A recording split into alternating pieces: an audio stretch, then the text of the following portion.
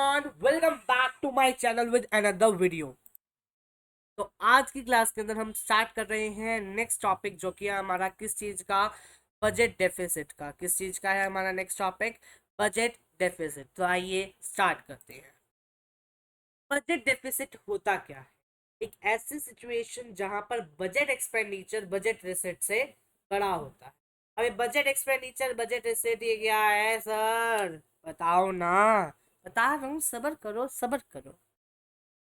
चलिए, सबसे पहले हम टाइप्स देखते हैं बजट डेफिसिट्स की, कि क्या क्या टाइप्स हैं बजट डेफिसिट्स की। तीन तरह का होता है रेवेन्यू डेफिसिट। पहला आता है रेवेन्यू डेफिसिट, दूसरा आता है फिस्कल डेफिसिट और तीसरा आता है प्राइमरी डेफिसिट। आज की क्लास के अंदर हमने बस ये टाइप्स ही कवर करनी है, that is revenue deficit, fiscal deficit and primary deficit. सबसे पहले चलते हैं हम रेवेन्यू डेफिसिट के ऊपर। रेवेन्यू डेफिसिट क्या होता है, इसकी डेफिनेशन देखिए। ये वो डेफिसिट्स होते हैं जो whether we are able to cover our day to day expenditure or not, मतलब वो एक्सपेंडिचर्स जिनको हम अपनी डे टू डे लाइफ के अंदर कवर कर पा रहे हैं या नहीं कर पा रहे हैं, वो डेफिसिट्स हमारे रेवेन्यू डेफिसिट्स कहलाते हैं, यानी आरडी। फॉर्मूला क्या होता है इसका? Revenue expenditure minus revenue receipts. ठीक है। इम्प्लीकेशंस क्या है? गवर्नमेंट को क्या है, गवर्नमेंट को क्या करना पड़ेगा? गवर्नमेंट हैव टू कट आएगा यहाँ पे। Government have to cut expenditure on welfare program, जिससे कि सोशल वेलफेयर का क्या होएगा? लॉस होएगा। इसमें क्या होएगा? गवर्नमेंट को क्या करने पड़ेंगे? Government have to cut expenditure on welfare program, जिससे क्या होएगा? लॉस होएगा सोशल वेलफेयर का। गवर्नमेंट को दूसरी चीज क्या करनी पड़ेगी? फंड्स को रेज करना पड़ेगा, बढ़ाना पड़ेगा। फंड्स बढ़ेंगे तो लायबिलिटी बढ़ेगी, लायबिलिटी बढ़ेगी तो क्रेडिट वर्दीनेस कम हो जाए। ठीक है। अगर इसका उल्टा होता है, अगर फंड्स कम हो रहे हैं तो लायबिलिटी कम होएगी, लायबिलिटी कम होएगी तो क्रेडिट वर्दीनेस बढ़ जाएगा। है ना। लेकिन अभी के लिए आपको सिर्फ ये याद करना है कि फंड बढ़े तो लायबिलिटी बढ़ी, लायबिलिटी बढ़ी तो क्रेडिट कम हो गया। ठीक है, क्रेडिट वर्दीनेस कम हो गया। गवर्नमेंट जो है वो कंप्लीट करेगी डिसइन्वेस्टमेंट को, जिससे कि क्या होगी? ऑनरशिप लास्ट टू फॉरनर्स हो जाएगी, जिससे इकोनॉमिक्स जो है वो कंट्रोल में आ जाएंगे, जिससे इकोनॉमी कंट्रोल कर लेगी इंक्रीज ऑफ फॉरनर्स की। ठीक है। Just hold on just a sec. हाँ जी। तो हम बात कर रहे थे इम्प्लीकेशंस की, जो हमारा ये कंप्लीट हो गया रेवेन्यू डेफिसिट का। आगे चलते हैं, तो आगे हमारे पास आता है फिस्कल डेफिसिट। फिस्कल डेफिसिट में क्या है? फिस्कल डेफिसिट में हमारे पास है क्या? फिस्कल डेफिसिट के अंदर हमारे पास आता है, इसका मतलब क्या है? इसका मीनिंग ये है कि, एक मिनट, इसका मतलब ये है कि ये बताता है हमें कि कितनी रिक्वायरमेंट है, कितनी बोरोइंग रिक्वायरमेंट है गवर्नमेंट की। कितनी बोरोइंग रिक्वायरमेंट है किसकी? गवर्नमेंट की। इसका फॉर्मूला क्या है? Total expenditure minus total receipt. Total receipt तो आएगा लेकिन बोरोइंग को हटाकर। ठीक है। टोटल एक्सपेंडिचर हमारा कैसे निकलता है? जब हम रेवेन्यू एक्सपेंडिचर के अंदर कैपिटल एक्सपेंडिचर को ऐड कर देते हैं। ठीक है। और टोटल रिसिट कब निकलेगा? उसकी टाइप्स को ऐड करने से, यानी revenue receipt plus capital receipts को ऐड कर। इम्प्लीकेशंस के इसकी थोड़ी ज्यादा इम्प्लीकेशंस है, उनको ध्यान से स्टडी करिए, ध्यान से पढ़िएगा। क्या है? पहला, इन्फ्लेशनरी स्पाइरल।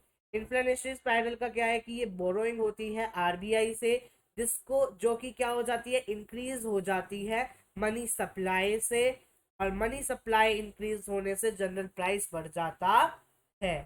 ठीक है। द परसिस्टेंट इंक्रीज, अगर ये जो जनरल प्राइस के अंदर लगातार इंक्रीज आता जाता है तो उससे क्या होता है? इन्फ्लेशनरी स्पाइरल होता है। ठीक है। फिर आया नेशनल डेट। नेशनल डेट क्या होता है? ये तब आता है जब जीडीपी ग्रोथ जो है वो एक सिग्निफिकेंट परसेंटेज शो करती है नेशनल इनकम की, जो कि हमें पे करना पड़ता है एज अ पास डेट। ये डेप्ट नहीं है, ये डेट है। ठीक है।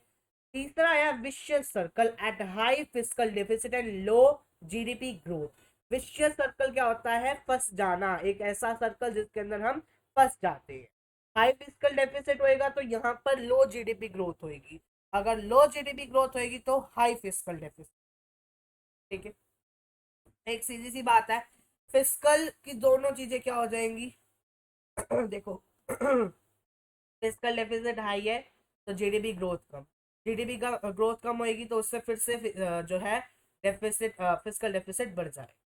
फिर आया क्राउडिंग आउट। क्राउडिंग आउट का मतलब क्या है कि एक ऐसी सिचुएशन होती है जब हाई बोरोइंग्स होती है गवर्नमेंट की, वो रिड्यूस कर देती है अवेलेबिलिटी ऑफ फंड्स की प्राइवेट सेक्टर के लिए।